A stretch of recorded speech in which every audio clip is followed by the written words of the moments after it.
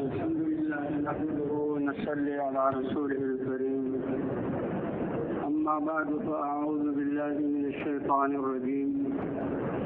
ولتكن منكم أمة يدعون إلى الخير ويأمرون بالمعروف وينهون عن المنكر وأولئك هم المفلحون. وقال تعالى: من عمل صالحا من ذكر أو أنثى وهو مؤمن فلنحيينه حياة طيبة ولنجزينهم أجرهم بأحسن ما كانوا يعملون. صدق الله العظيم. وقال رسول الله صلى الله عليه وسلم: إن الله لا ينظر إلى صوركم ولا إلى أموالكم ولكن ينظر إلى قلوبكم وأعمالكم. وقال عليه الصلاة والسلام: الكيس من دان نفسه وعمل لما بعد الموت والعاجز من أتبع نفسه هواها وتمنى على الله أو كما قال النبي صلی اللہ علیہ وسلم. میرے عزیز دوستوں اور بھائیوں، اللہ تعالیٰ نے انسان کو یہ زندگی کی نعمت اور امانت عطا فرمائی ہے، اور وہ سب سے بڑی اور انمول یہ نعمت ہے، اور بہت بڑی تیاری کے لیے یہ نعمت عطا فرمائی ہے. اللہ فرماتے ہیں: اشرف المخلوقات انسان بنایا، سارے کائنات کو تمہاری خدمت میں لگایا، جو حسن اور شرافت تمہیں دی، جو صلاحیتیں تمہیں دی، کسی اور مخلوق کو نہیں دی. تو کیا تمہیں بیکار پیدا کیا؟ افحسبتم انما خلقناکم عبثا، کیا پھر تم نے یہ گمان کر لیا کہ تمہیں بیکار پیدا کیا؟ نہیں، اللہ نے سب سے بڑے مقصد کے لیے پیدا کیا. اور کیا کہ آخرت میں جو اللہ نے اپنا مہمان خانہ جنت اور نعمتیں اور آخرت کی عزتیں جو اللہ نے انسان کے لیے رکھی ہیں، اس کی تیاری کے لیے اللہ نے تھوڑا سا وقت دیا. اس لیے ہمارا ایک ایک سانس یہ بہت قیمتی ہے. ایک ایک سانس کو اللہ کی طاعت، حضور کی سنت کے مطابق گزارنے سے کبھی ختم نہ ہونے والی زندگی ایک لفظ ہے یہ، لیکن اس کی حقیقت کو پانے کے لیے بہت بڑی عقل چاہیے. کبھی ختم نہ ہونے والی زندگی تمہارے ایک ایک سانس کے گزارنے سے یا بنے گی یا بگڑے گی. اگر ہم نے اس ایک ایک سانس کی زندگی کو اللہ کی چاہت، اللہ کے حکم اور نبی کے طریقے کے مطابق گزارا تو ہمیشہ ہمیشہ کی کامیابی ملے گی. اور خدا نہ خواستہ اگر ایک ایک سانس کو ضائع کیا، غفلت میں گزارا، تو پھر رونا پڑے گا اور ہمیشہ ہمیشہ کی ناکامی.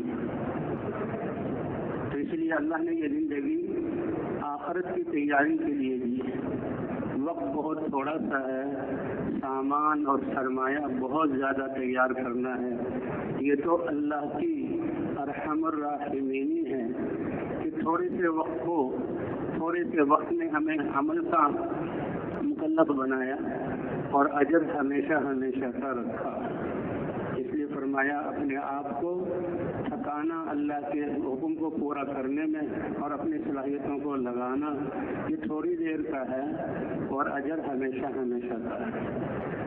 دنیا کے اسباب، ان سے انسان کوئی چیز خریدتا ہے، فائدہ حاصل کرتا ہے. ایک دفعہ کروڑوں روپے کی گاڑی خریدی، بس وہ گئے اور گاڑی آپ کو مل گئی. اب اس کروڑ روپے سے دوبارہ جاؤ، ان سے کوئی ایک گاڑی اور دے دو، نہیں. ایک دفعہ سبحان اللہ کہا، اس کی وجہ سے درخت اگے گا، اس کا جو سایہ ہوگا، اس سے جو جوڑے نکلیں گے، اس کی جڑ سے جو گھوڑے نکلیں گے اور اس سے جو پھل ہوں گے وہ کبھی ختم نہ ہونے والے ہوں گے. اس لیے فرمایا: وَلَكُمْ فِيهَا مَا تَشْتَهِي أَنفُسُكُمْ وَلَكُمْ فِيهَا مَا تَدَّعُونَ نُزُلًا مِّنْ غَفُورٍ رَّحِيمٍ. کہ تم دنیا کی زندگی کو اللہ کی چاہت کے مطابق گزار دو. اور اللہ کی چاہت کے مطابق گزارنا کتنا بڑا اعزاز ہے، کتنی بڑی شرافت ہے، کتنی بڑی عزت ہے. تو دنیا میں بھی اللہ دل کا اطمینان دیں گے، دنیا میں بھی اللہ تعالیٰ عزت عطا کرنا. انما العزت للہ ولرسولہ وللمؤمنین. عزت تو اللہ کے لیے ہے اللہ کے رسول کے لیے ہے اور عزت ایمان والوں کے لیے ہے۔ انتم الاعلون ان کنتم مؤمنین، ایمان والے اللہ کو پہچان کر، اور جو اللہ کو پہچانے گا وہ کیسے اللہ کے نہیں مانے گا؟ ایمان کی نشانی کیا ہے؟ کہ خواہش سے اپنے آپ کو نکالنا۔ لا یؤمن احدکم حتی یکون ہواہ تبعا لما جئت بہ، تم میں سے کوئی بھی کمال ایمان کو پا نہیں سکتا جب تک کہ اپنے دل کی رخ اور چاہتوں کو اس دین کے تابع نہ کر لے جو اللہ کے رسول لے کر آئے ہیں۔ پہلا قدم اس میں خواہشات کو چھوڑنا ہے۔ اور پھر والذین آمنوا اشد حبا للہ، ایمان والے سب سے زیادہ اللہ سے محبت کرتے ہیں، اور اللہ کی جو محبت ہے اللہ کو پہچاننا اور اللہ کی محبت کہ سب کچھ ہے اللہ کا، تو یہ انسان پھر اللہ کے احکام کی نافرمانی کیسے کر سکتا ہے؟ اللہ کے احکام کو ماننا آسان نہیں بلکہ محبوب ترین ہوتا چلا جاتا ہے، محبوب ترین ہوتا چلا جاتا ہے۔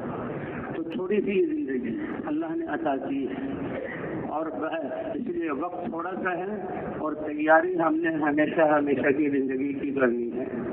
یہ اللہ کا کرم ہے اور اللہ کا احسان ہے کہ امتحان کا اور عمل کا وقت تھوڑا سا رکھا ہے، اور پھر یعنی ثواب اور نعمت اور کامیابی کا زمانہ ہمیشہ کا۔ وہ تو انسان ایمان اور اعمال والا ہوگا تو اللہ اس کی آخرت بنائیں گے، اور جس کی آخرت بن گئی اللہ اس کی دنیا بھی بنا دیں گے۔ یہ ایمان اور اعمال جس سے آخرت بھی بنے گی اور ایمان اور اعمال سے دنیا بھی بنے گی۔ من عمل صالحا من ذکر او انثى وهو مؤمن، کہ ایمان لا کر اللہ کو پہچان کر اللہ کی محبت دل میں قائم کر کے اللہ کے احکام کو پورا کرے گا تو اس کا ایک ایک بول ایسی نیکی ہوگا کہ اس نیکی کو قیامت میں جو میزان قائم ہوگی جس میں ساتوں زمین اور آسمان کو ایک پلڑے میں رکھا جا سکتا ہے، تو ساتوں زمین اور آسمان کو ایک پلڑے میں رکھا جائے گا اور مسلمان کی ایک نیکی کو دوسرے پلڑے میں رکھا جائے گا، تو اس نیکی کی قیمت ساتوں زمین اور آسمان کی قیمت سے زیادہ ہوگی۔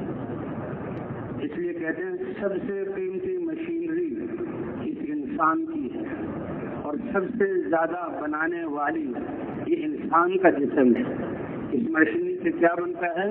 اعمال بنتے ہیں۔ دنیا کی کوئی مشین بھی لے لیں، ایک پردہ بنائے گی، 1 2 3 لاکھوں پردے بن گئے، ٹھیک ہے، اور انسان کے جسم سے ایک وقت میں 20 عمل اس سے صادر ہوں گے۔ ابھی جو ہم بیٹھے ہوئے ہیں مسجد میں بیٹھنا یہ ایک الگ عمل ہے، مسلمانوں کے ساتھ بیٹھنا یہ الگ عمل ہے، اور محبت کے ساتھ بیٹھنا یہ الگ عمل ہے۔ ایمان کے جذبات دل میں ہو یہ الگ عمل ہے، ایمان یقین کی بات کا سننا یہ الگ عمل ہے۔ کیوں؟ اس لیے کہ وقت بہت تھوڑا ہے اور تیاری بہت زیادہ کرنی ہے۔ اس لیے حضور صلی اللہ علیہ وسلم سے پوچھا گیا کہ اللہ کے رسول لوگوں میں سب سے زیادہ سمجھدار اور سب سے محتاط زندگی گزارنے والا، کہ وسائل کم ہوں مسائل زیادہ ہوں تو کیسے احتیاط سے زندگی گزارے؟ کون ہے؟ فرمایا جو سب سے زیادہ اپنے مرنے کو یاد رکھے کہ میں نے مرنا ہے۔ اسی لیے حضور نے فرمایا اکثروا ذکر ہادم اللذات، کہ جو لذتوں کو توڑ دینے والی چیز موت ہے اس کو یاد رکھو، کہیں غافل نہ ہو جاؤ، اس لیے کہ اللہ کی طرف جانا ہے، ہر ایک نے جہاں جانا ہے۔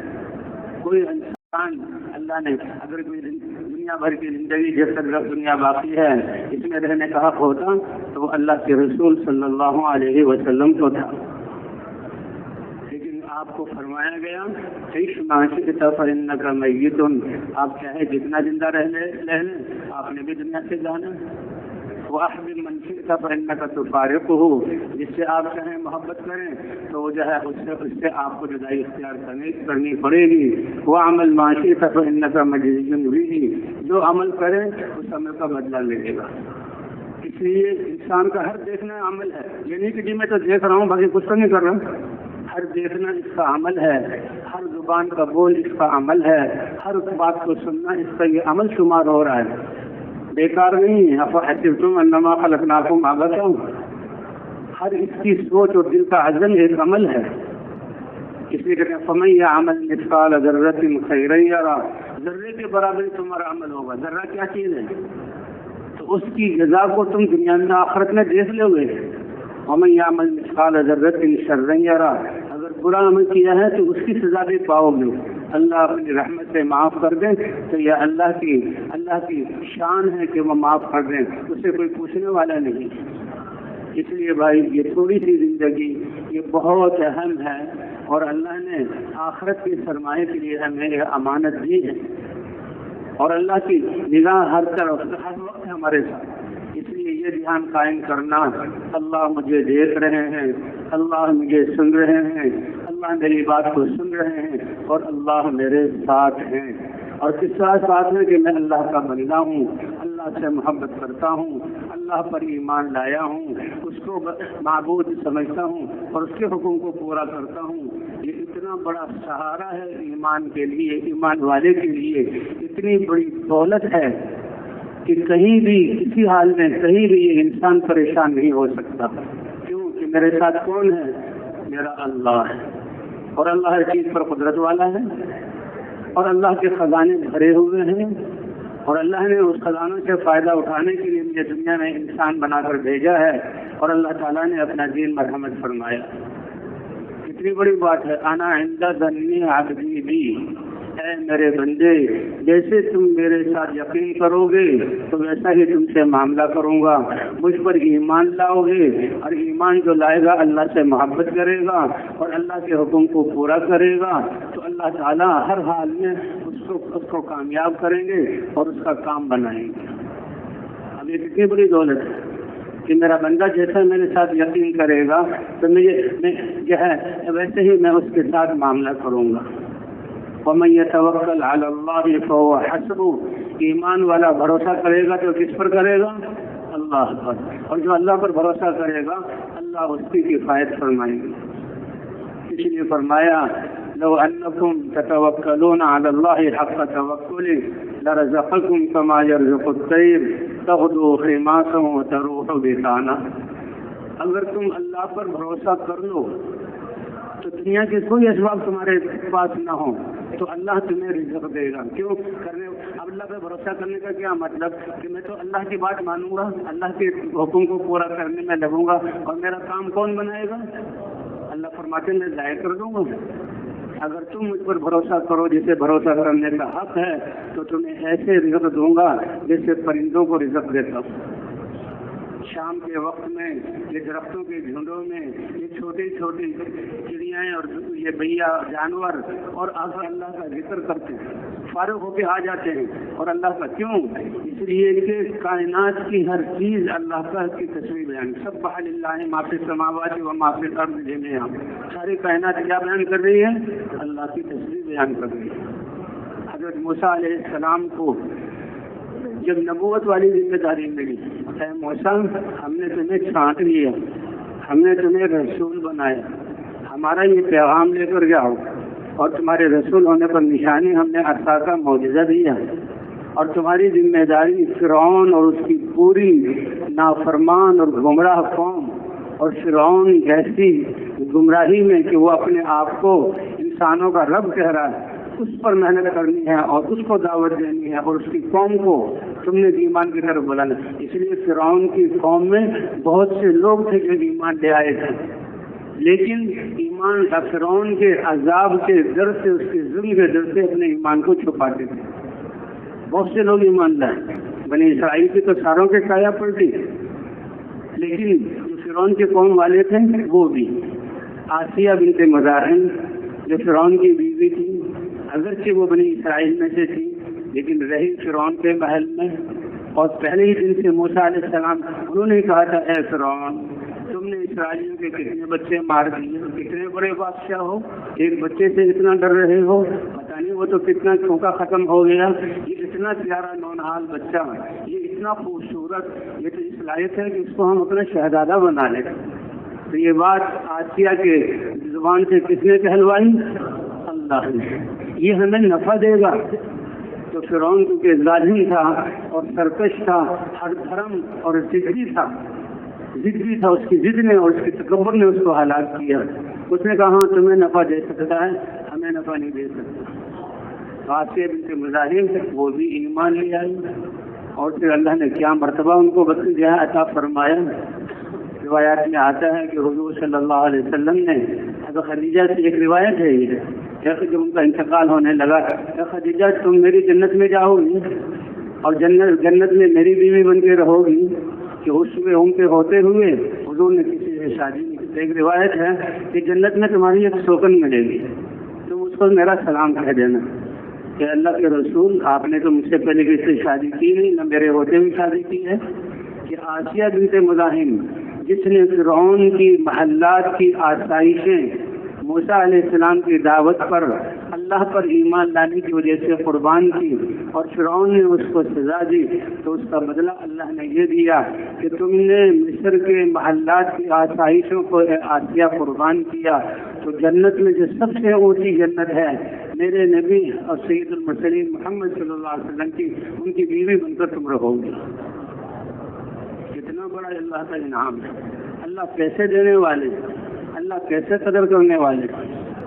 تو بات چل رہی تھی ہر چیز کائنات کی تصویر کر رہی ہے۔ موسیٰ علیہ السلام کو جو ذمہ داری ملی یہ بہت بڑی ذمہ داری ہے، اور جو ہے اب نبوت والا علم اور نبوت والا جو ہے سمجھ ان کو مل گئی تھی، تو سمجھ گئے یہ تو بہت بڑی ذمہ داری ہے۔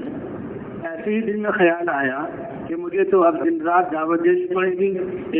ایک فرعون جو اب یعنی کافر ہے اور کفر میں بھی اتنا اونچا کہ اللہ کے مقابلے میں آ کر کہہ رہا ہے کہ میں تمہارا رب ہوں، اور اس کی ظالم قوم ہے، اور ایک یہ بنی اسرائیل میری امت جو بگڑی ہوئی ہے، اللہ نے ان کو ملک مصر دیا، اللہ نے ملک کی ساری جو ہے سارے عہدے اور سارے بالا خانے اور سارے کھیت سارے باغات دیے تھے، اور نبیوں کی اولاد تھے، یوسف علیہ السلام کے بھائی تھے، جیسے یوسف علیہ السلام کو اللہ نے ملک مصر دیا، لیکن جب چیزوں میں لگ کر اللہ سے غافل ہو گئے تو اللہ کا کسی سے رشتہ تو نہیں۔ ان اللہ لا یغیر ما بقوم حتی یغیروا ما بانفسہم۔ اے ایمان والو، تمہیں ایمان دیا، تمہیں دین اسلام دیا، اور دین اسلام پر تم پورے چلے تو دنیا کی تمہیں خلافت بادشاہت دی، ساری قوموں کو تمہارے زیر نگر کیا۔ اگر تم اپنے اعمال نہیں بدلو گے، اعمال پر رہو گے، تو عزت میں تمہاری اور اضافہ ہوتا رہے گا، اور یہ نعمتیں تم سے نہیں ٹلیں گی جب تک کہ تمہارے یقینوں میں کمزوری نہ آ جائے اور تمہارے اعمال نہ بدل جائے۔ اللہ دے کر لیتے نہیں ہے، وہ تو انسان اب جو آدمی تیسری منزل پر چڑھ کر اللہ نے جان دی ہے اور بالکل صحت مند جہاں جان ہے، اور ایک آدمی اپنے پاگل پن میں تیسری منزل سے چھت سے نیچے چھلانگ لگا کر اپنے آپ کو گرا دے، تو بھائی اس نے ہلاکت کا خود سبب جہاں مہیا کیا ہے اللہ کی طرف سے۔ فرمایا جب تک تم بدعمالی کر کے اپنے ہلاکتوں کے اسباب جمع نہیں کرو گے، اللہ تمہاری کوئی نعمت نہیں چھینے گا۔ اسی لیے حضور صلی اللہ علیہ وسلم نے دعا کی، اللہم انی اعوذ بک من زوال نعمتک۔ یہ جو سیلاب آ رہے ہیں، گھر گر رہے ہیں، پانی آ رہا ہے، کھیتیوں کو تباہ کر رہا ہے، زلزلے آ رہے ہیں، عمارتیں جہاں دھس رہی ہیں، یہ کیوں تباہ ہو رہی ہے؟ اللہ تعالیٰ فرماتے ہیں تمہاری بدعمالی کی وجہ سے، کہ تم نے ان اعمال کو اختیار کیا۔ اس لیے اللہ رحم الراحمین ہے، نبیوں کو بھیجتے تھے پہلے، اور حضرت محمد صلی اللہ علیہ وسلم کو بھیجا کہ تم جو ہے وہ ان کے یقینوں کو اور اعمال کو بدلو۔ اس لیے حضور صلی اللہ علیہ وسلم دعا کی تعلیم، اللہم انی اعوذ بک من زوال نعمتک۔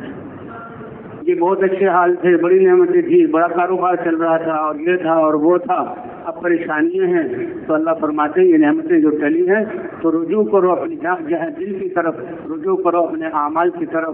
یقین میں تبدیلی تو نہیں آ گئی، کہیں اللہ کے لیے اعضاء کے استعمال میں تو کمی نہیں آ گئی، کہیں دین میں تو کمی نہیں آ گئی، کیونکہ دین میں کمی آنے سے نعمتیں ٹلتی ہیں۔ اللہم انی اعوذ بک من زوال نعمتک وتحول عافیتک۔ جب اللہ سے محبت ہوتی ہے، اللہ کی ذات پر یقین ہوتا ہے، اللہ امن عطا فرماتے ہیں۔ بے خطر انسان ساری دنیا میں اور ہر جگہ جاتا ہے کہ اللہ میرے ساتھ ہے، لیکن جب اس یقین میں کمی آتی ہے تو پھر انسان کو خوف آتا ہے، پھر مخلوقات سے ڈرتا ہے۔ اس لیے اللہ نے دعوت والا کام دیا علاج کے طور پر. اللہ پر یقین کر کے جتنی چیزوں کا خوف اور تاثر ہم اپنے دلوں سے نکالیں گے ان چیزوں کو اللہ ہمارے لیے مسخر کر دیں گے. اور جتنا دعوت میں کمی آنے اور دین پر چلنے، جیسے آدمی صحت مند ہو اور اچھے کھانے کھائے تو اس کو اور طاقت ملتی ہے. انسان ایمان والا ہو، اعمال کرے اور دعوت کا اہتمام کرے تو یقین اور مضبوط ہوگا.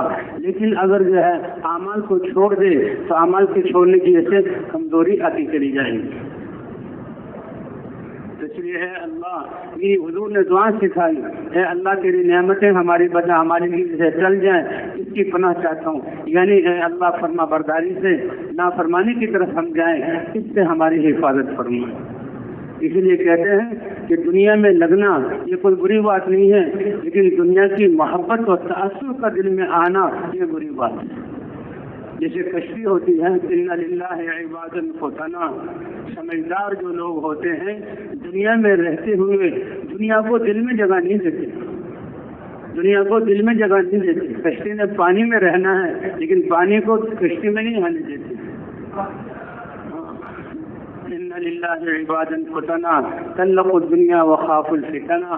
اور انہیں دنیا کو سمجھا یہ پانی کا سمندر ہے، یہ پانی کا سمندر ہے، اور سمندر کشتی کے اندر آ جائے، پانی کشتی کے اندر اس کی کیا ہے، اخذوا صالح الاعمال، جو ہے نیک اعمال کو وہ اپنے بچاؤ کا ذریعہ بناتے ہیں.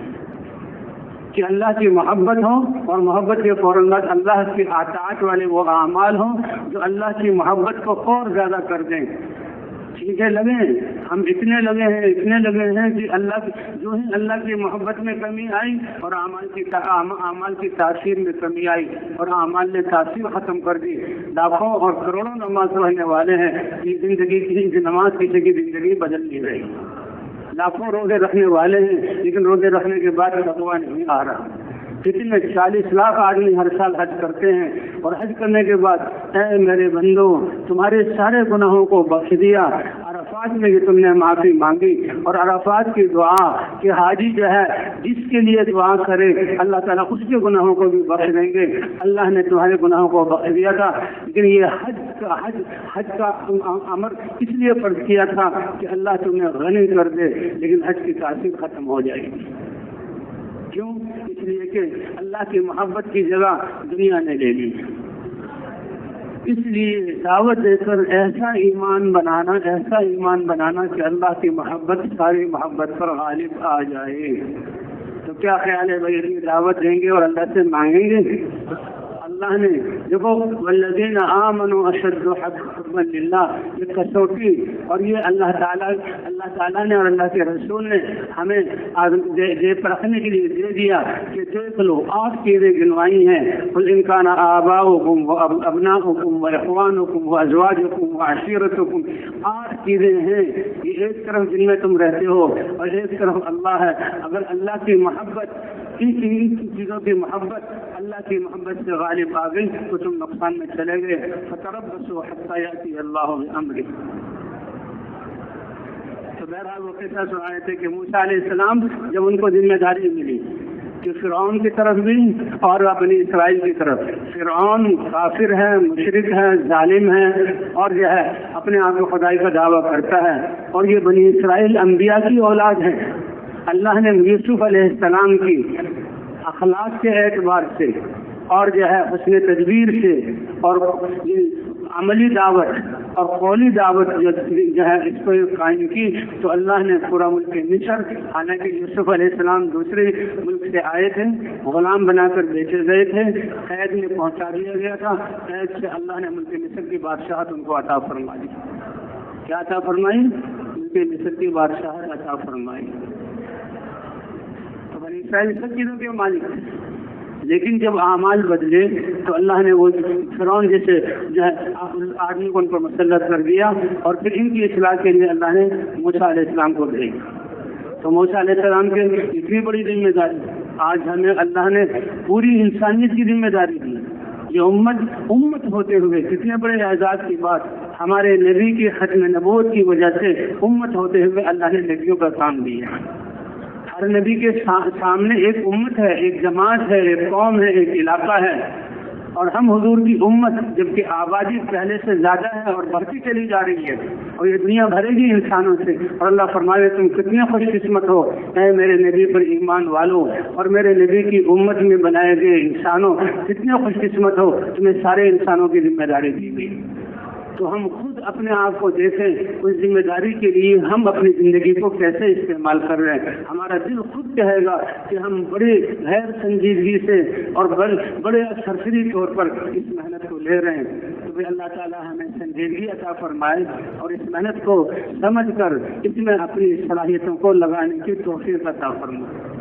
اور ابتدا حاجی صاحب فرمایا کرتے تھے کہ دیکھو اس محنت کو ہم زندگی کا مقصد بنا لیں، اس سے بھی ہم ڈرتے ہیں کہ پھر یہ محنت کرنی پڑے گی، اور بھائی دل کی نیت تو کر لیں۔ اللہ فرماتے ہیں تم دل سے نیت کرو گے، تربیت میں کروں گا، قبولیت میں عطا کروں گا، اور اس تمہاری قربانیوں اور محنت پر انسانوں کو ہدایت اللہ عطا کریں گے، کیونکہ اللہ نے تو اپنے نبی کو فرمایا انک لا تہدی من احببت، آپ جس کو چاہیں، جسے محبت کریں ہدایت بھی دے سکتے ہیں۔ ہدایت کی محنت، راستہ دکھلانا یہ آپ کے ذمہ ہے، باقی دلوں کا بدلنا کس کے ذمہ ہے؟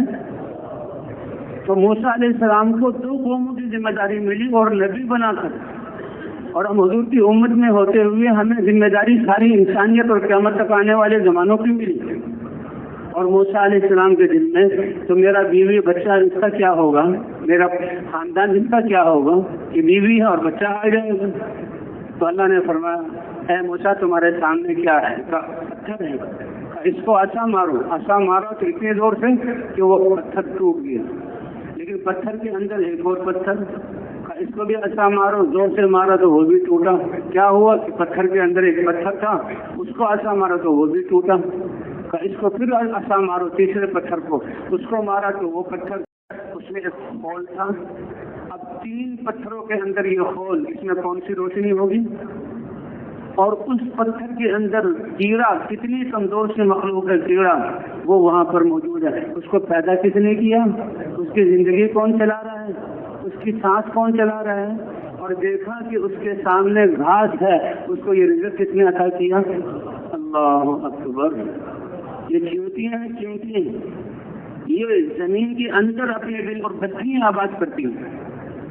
چیونٹی کو دیکھو، ہم انسان کہیں جائیں تو بھیڑ لگا لیتے ہیں، اور چیونٹی کو دیکھو جو سفر کرتی ہے کیسی لائن ہوتی ہے۔ پھر لکھا ہوتا ہے اسٹیشنوں پہ، یہاں ٹکٹ گھر کے سامنے کھڑے بچپن میں ہم دیکھتے تھے کہ اے انسان چیونٹی سے لائن بنانا سیکھیے، اور دکھا ہوتا ہے کہ چیونٹی لائن میں ہے، لائن میں لگی ہوئی ہے، اور انسان نے بھیڑ کی ہوئی ہے، حالانکہ چیونٹی کی کیا حیثیت۔ لیکن بھئی اللہ نے یہ سمجھ کس نے دی ہے اس چیونٹی کو؟ اب وہ اندھیروں میں رہتی ہیں، وہاں اپنے گھر قائم کرتی ہیں، اور پھر دیکھو اللہ نے کتنی تدبیرات والے فرماتے ہیں کہ چیونٹی اس کی غذا اللہ نے، وہ ایک چھوٹی سی چیونٹی اپنے سے 100 گنا بڑے جو ہے چاول یا جو ہے گندم کے دانے کو کھینچتی ہے، اپنے سے 100 گنا بڑا یا 10-20 گنا بڑا کھینچ رہی ہے لے جا رہی ہے، اور وہ لے جا کر پھر جو ہے وہ اپنے زمین کی گیلی زمین میں جہاں اس کا گھر ہے وہاں رکھتی ہے۔ اللہ فرماتے ہیں کس نے اس کو سکھلایا کہ گیلی زمین میں اگر اس کو چھوڑ دیا تو یہ میری غذا نہیں رہے گی، یہ تو پھٹے گا، اس میں سے کونپل نکلے گی اور اس میں سے جڑ نکلے گی، وہ تم کھا نہیں سکتی، تمہاری خوراک وہ آٹا ہے جو اس کے اندر ہے۔ تو لہذا اس کو اس بات سے بچانے کے لیے کہ اس سے کونپل اور جڑ نہ نکلے، کیونکہ اپنے منہ کی آڑیوں سے اس کو 2 حصے کر دیتی ہے۔ کتنے حصے کرتی ہے؟ گندم اور چاول کے 2 حصے کرو تو اب نہیں اگے گا، اور وہ اس کی 6 مہینے کی غذا بن جاتی ہے۔ تو یہ اس کو کس نے سکھلایا؟ اللہ نے سکھلایا۔ کہتے ایک دانہ ایسا ہوتا، کرفس اس عربی میں کہتے ہیں، لیکن دھنیا یا کیا کہ اس کے 2 حصے کرو اس سے بھی پودا اگ جاتا ہے۔ تو یہ چونکہ اس کے 4 حصے کرتی ہے، تو یہ طبیعیات سکھانے والی کون سی ذات ہے؟ اللہ نے سورہ نحل اتاری، اے میرے بندو، اے ایمان والو، تم اللہ کی قدرت کو دیکھو کہ یہ شہد کی مکھی کتنی چھوٹی سی ہوتی ہے، جب وہ خود اتنی چھوٹی ہے تو اس اس کے اندر جو غذا جہاں جاتی ہے وہ کتنا چھوٹا نظام ہوگا، اور ان چھوٹے نظام میں کتنا کہ وہ جو غذا کھا رہی ہے وہ پاخانہ اور جو پلیدی بن رہی ہے وہ الگ ہے، اور پانی کا پیشاب بن رہا ہے وہ الگ ہے، اور اسی کے اندر جو وہ رس چوستی ہے اس کے لیے تمہارا جو شہد بناتا ہے وہ الگ ہے۔ تو یہ کرنے والی ذات کون سی ہے؟ اللہ اکبر۔ ساری کائنات اللہ کی تصویر کر رہی ہے، اگر غافل ہے تو یہ عقل مند انسان ہے، اور یہ بھی دنیا کی چیزوں میں مشغول ہو کر جو ہے اللہ سے رہتے۔ اس لیے مخلوق سے نہ ہونے کو اتنا بیان کرو کہ ان کا تاثر دل سے نکل جائے، اور اللہ سے ہونے کو اتنا بیان کرو اور اپنے رب کو ایسا پہچانو۔ نماز تو نماز، بازاروں میں بھی تمہیں اللہ سے تمہارا دل غافل نہ ہو۔ اور یہ واقعہ صحابہ کرام کا، رجال لا تلہیہم تجارت ولا بیع عن ذکر اللہ، ایسا اللہ کا یقین کہ بازار میں بیٹھے ہوئے خرید و فروخت اور لین دین کرتے ہوئے ان کا دل اللہ سے غافل نہیں۔ اور آج ہمیں شیطان نے کتنا غافل کیا کہ مسجد اور نماز میں آ کر ساری بازار کی چیزیں نظر آتی ہیں، اور اس کی وجہ نظروں کی حفاظت، کہ نظروں کی حفاظت نہیں کرتے۔ دسترخوان پر ساری چیزیں حلال ہیں، کون عقل مند کہے گا کہ دسترخوان کو سارے کو ختم کرو یہ سب حلال ہے؟ تو حلال ہونے کا مطلب یہ کہ سب کھا جاؤ؟ حلال ہونے کا مطلب یہ ہے کہ اللہ نے عقل بھی دی ہے، سمجھ بھی دی ہے، تم جانتے ہو کتنی ضرورت ہے، اس لیے اللہ نے حکم فرمایا کلوا واشربوا ولا تسرفوا، کھاؤ بھی اور پیو بھی لیکن اتنا اسراف نہ کرو کہ وہی چیزیں تمہاری جو ہے بیماری کا سبب بن جائیں۔ اس لیے اللہ کا دین ہے، حدود ہے، ان حدود میں اپنے آپ کو رکھنا ہے۔ تو بہرحال وہ جب وہ تیسرا پتھر ٹوٹا اور اس میں سے یہ اللہ کی قدرت نظر آئی، اے موسیٰ اس کی تصویر بھی سنو۔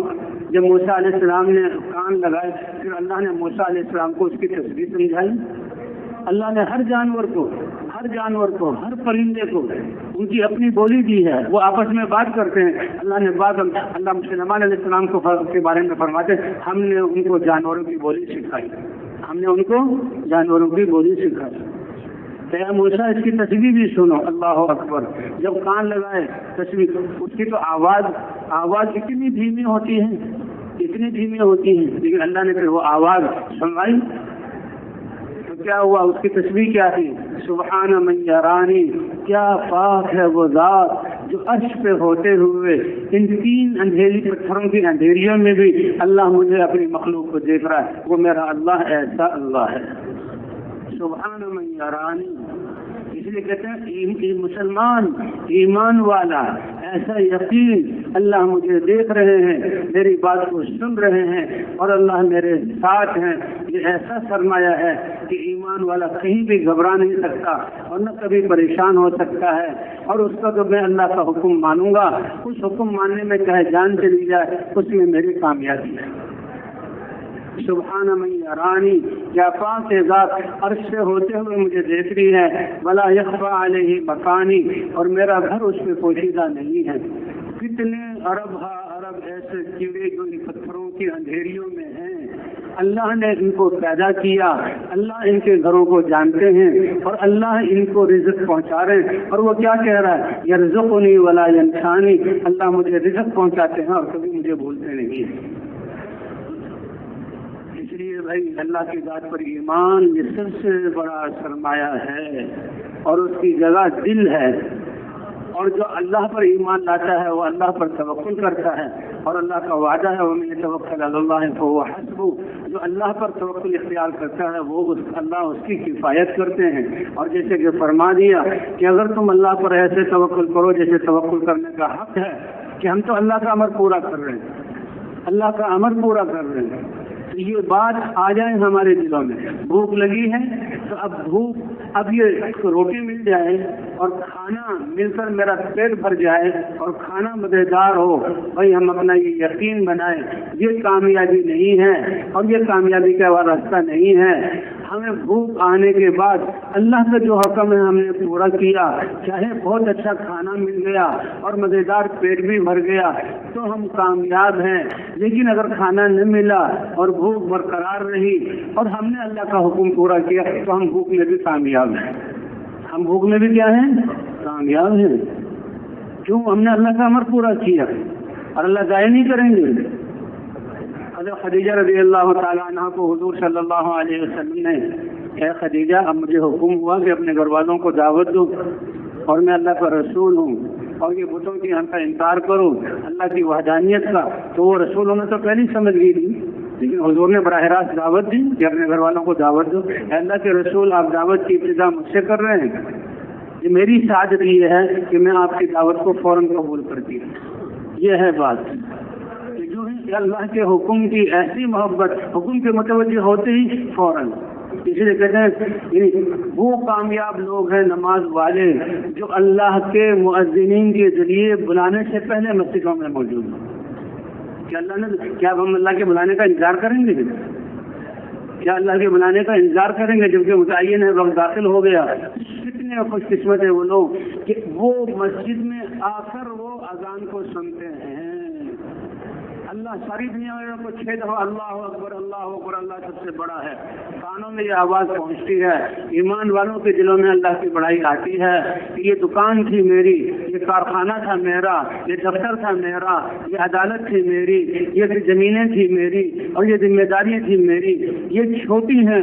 جب اللہ اکبر کا آواز سن لی تو اللہ سب سے بڑے ہیں، تو لہذا چھوٹے کو چھوڑ کر بڑے کی طرف جا رہا ہوں۔ یہ بہت بڑی بات ہے، لیکن کیا مقام ہوگا ان کا کہ جو مسجد میں آ کر پھر اس اذان کو سنتے ہیں۔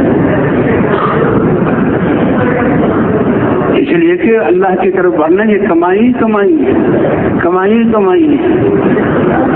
اس لیے بھائی اللہ کی زندگی اللہ نے ہمیں آخرت کی دی تو کیا سبحان من یرانی ولا یخفی علیہ مکانی ویرزقنی ولا ینسانی، کہ کیا بابرکت ہے، پاک ہے وہ ذات جو مجھے دیکھ رہی ہے، میرا گھر اس پہ پوشیدہ نہیں ہے اور مجھے رزق دیتے ہیں، مجھے کبھی بھولتے نہیں۔ تو یہ موسیٰ علیہ السلام کو اللہ نے دکھا دیا اور موسیٰ علیہ السلام گئے۔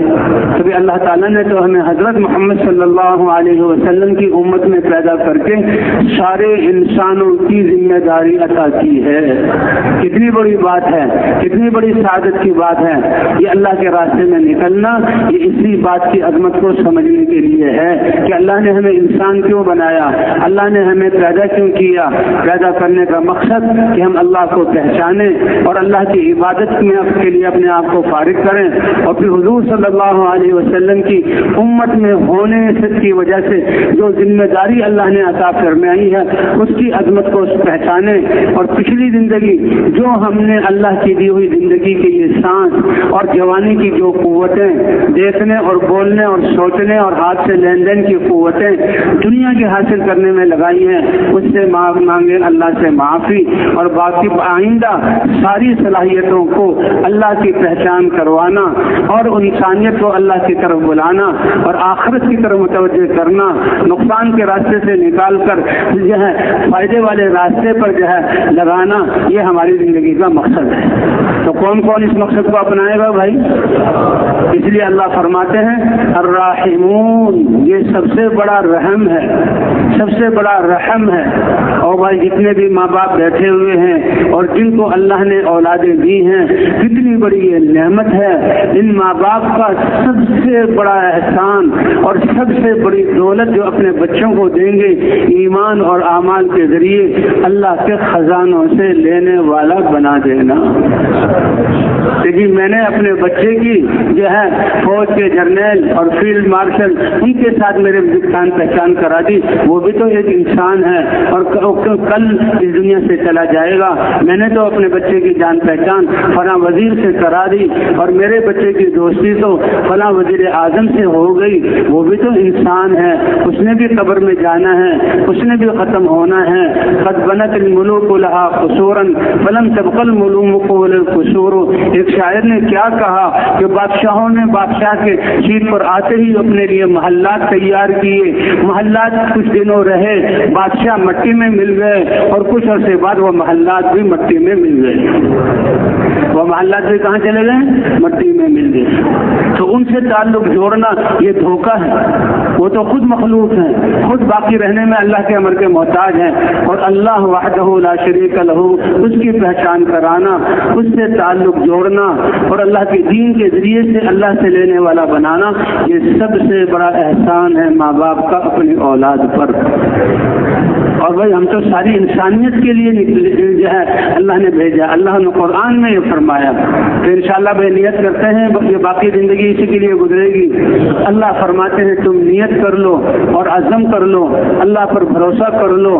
تمہاری تربیت کرنے والے اور تمہیں سکھانے والے اور تمہاری بھی تربیت سکھائیں گے, اور تمہاری اس محنت کو انسانوں کی ہدایت کا ذریعہ اللہ تعالیٰ بنائیں گے, اور سب کا ثواب تمہیں عطا فرمائیں گے.